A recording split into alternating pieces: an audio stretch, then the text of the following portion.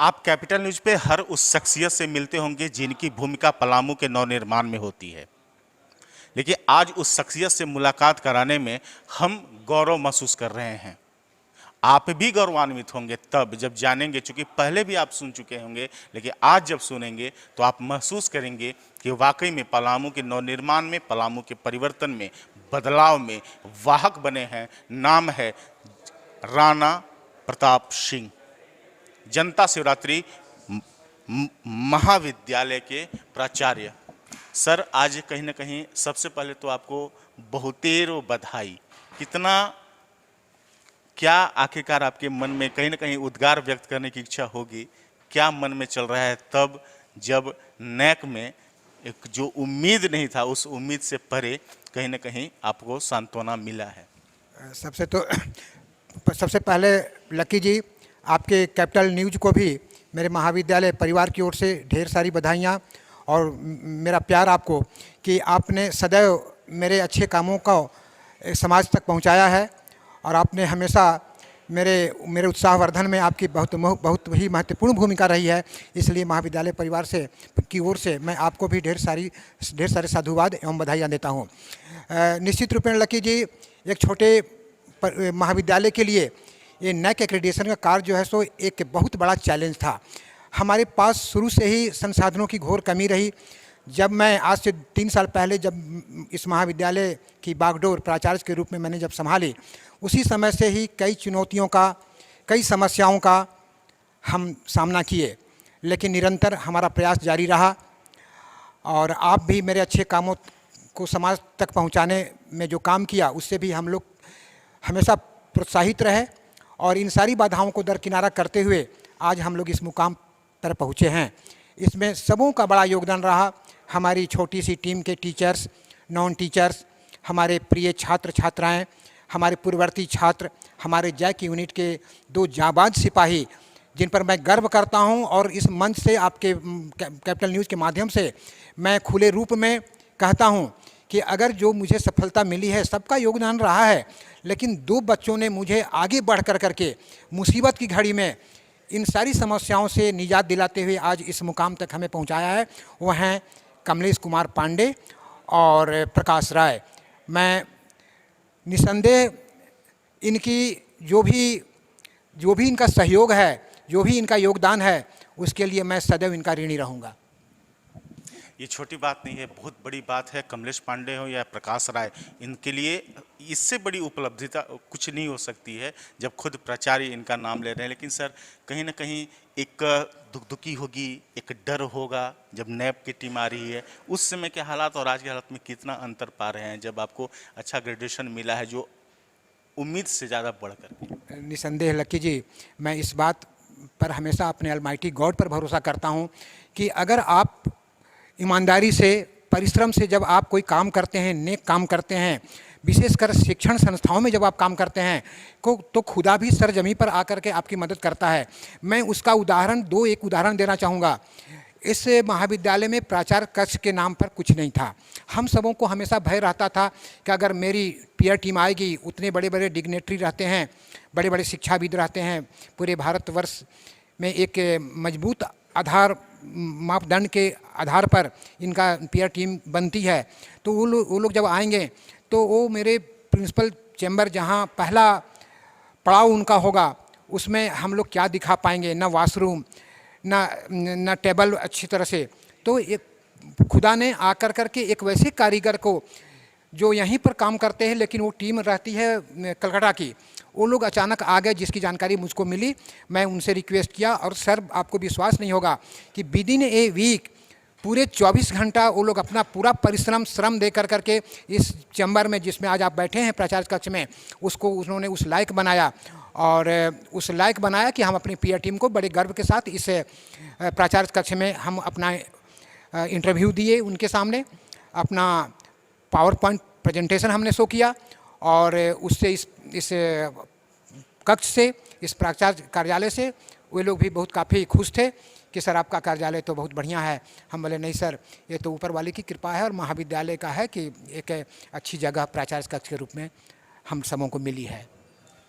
शैक्षणिक वातावरण बनाना बड़ी चुनौती होती है, लेकिन हम अभी आ रहे तो देखा हमने कि एक प्राध्यापक अपने हाथ में किताब लेकर के क्लासरूम से बाहर निकल रहे थे। ये माहौल कितने दिनों बाद पलामू में लौटा है, इसको कहने में हमें कोई हिचक नहीं है। ऐसे में अब आगे भी इन चुनौतियों को पूरी तरह से निभाना, क्या लगता है, क्या तैयारी है महाविद्यालय प्रबंधन की? जी लक्की जी, इस नैक के निमित्त पिछले 1 वर्षों से जो हम अपने परिवेश में एक शैक्षणिक माहौल देने का जो हमने प्रयास किया है, तो उसमें जो पुरानी बिगड़ी हुई परंपराएं थीं या अपने दायित्व के नाम पर जो खानापूर्ति केवल होती थी, उस माहौल को हम बिल्कुल काफ़ी परिवर्तित कर दिए हैं। हमारे परिश्रम को देख कर के, हमारे डिवोशन को देख कर के और इस समर्पण को देख कर के हमारी छोटी भी टीम हमारा अनुसरण की है। और शिक्षकों में भी हम अपने दायित्व बोध का ज्ञान हमने दिया है, कराया है, एहसास कराया है कि अगर मेरी पहचान, अगर शिक्षक की कोई पहचान है तो उसके विद्यार्थी होते हैं। अगर विद्यार्थी मेरे समाज में उस मुकाम तक पहुंचते हैं या अपने आचरण से समाज को यह दिलाते हैं एहसास कि हम जनता शिवरात्रि महाविद्यालय के एक अच्छे छात्र हैं, तो यह आपका दायित्व बनता है कि अपने बच्चों को एक शैक्षणिक और जो हमारी भारत की परंपरा रही है कि हम अपने अग्रज का सम्मान करते हैं, अपने शिक्षकों का सम्मान करते हैं और सोसाइटी के प्रति मेरा एक बहुत ही महत्वपूर्ण दायित्व है। इस भावना को भी जागृत करने में हमारी छोटी सी शिक्षकों की टीम और नॉन टीचर्स ब्रदर्स की टीम काफ़ी सीमा तक सफल हुई है।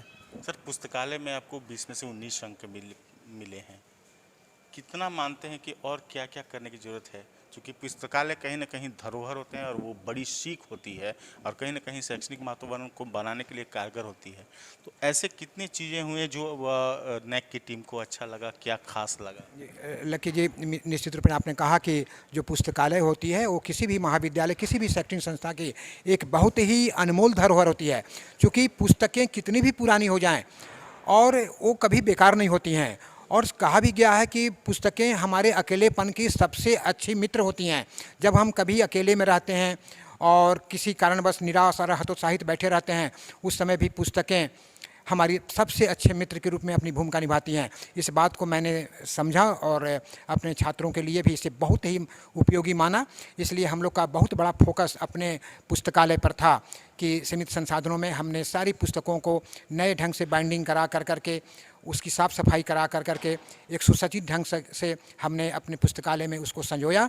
और जो भी प्रयास रहा मेरा कि लाइब्रेरियन को हमने स्पष्ट निर्देश दे रखा था कि कोई भी बच्चा अगर पुस्तक के लिए आता है आपके पास, तो उसको आप खाली हाथ नहीं लौटने दें। आप पुस्तकें बच्चों के लिए हैं, इसलिए उनकी उपयोगिता तभी है जब बच्चे उसका ठीक ढंग से अध्ययन करें।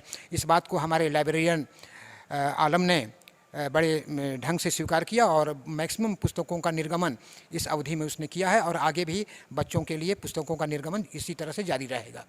अंतिम तौर पे छात्रों को क्या संदेश देना चाहेंगे तब जब अब कहीं ना कहीं एक बेहतर माहौल, बेहतर एक कंपाउंड आपने दे दिया है छात्रों को? लक्की जी, मैं बहुत घमंड नहीं करता हूँ, बड़े गर्व के साथ कहता हूँ कि इस परिवेश में जहाँ पर खुले रूप में लावारिस जानवरों का बसेरा हुआ करता था और इर्द गिर्द केवल जानवर ही नज़र आते थे।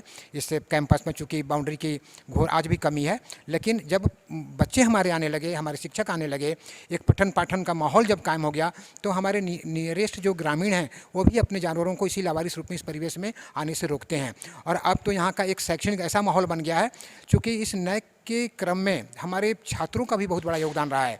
हमारे शिक्षक जिस तरह से अपने खोई हुई ख्याति को लाने के लिए, जेएस कॉलेज की गरिमा को पुनः वापस लाने के लिए जो वो प्रयत्नशील रहे, तो उसका अनुसरण, उनका अनुकरण हमारे छात्रों ने भी किया। और वो भी जो है सो इस परिवेश को एक शैक्षणिक परिवेश बनाने में भरपूर सहयोग करते हैं। और बिना छात्रों के सहयोग से हम शिक्षक भी, हम प्राचार्य भी बहुत कुछ शैक्षणिक माहौल बनाने में सफल नहीं हो पाएंगे। इस बात को हमारे छात्रों ने स्वीकार किया। इस क्रम में आपको एक बताना चाहेंगे कि हमारे एल्यूमिनी जो हमारे पूर्ववर्ती छात्र होते हैं, उनका भी नैक पीयर टीम के साथ इंटरएक्शन होना एक बहुत बड़ा पॉइंट था।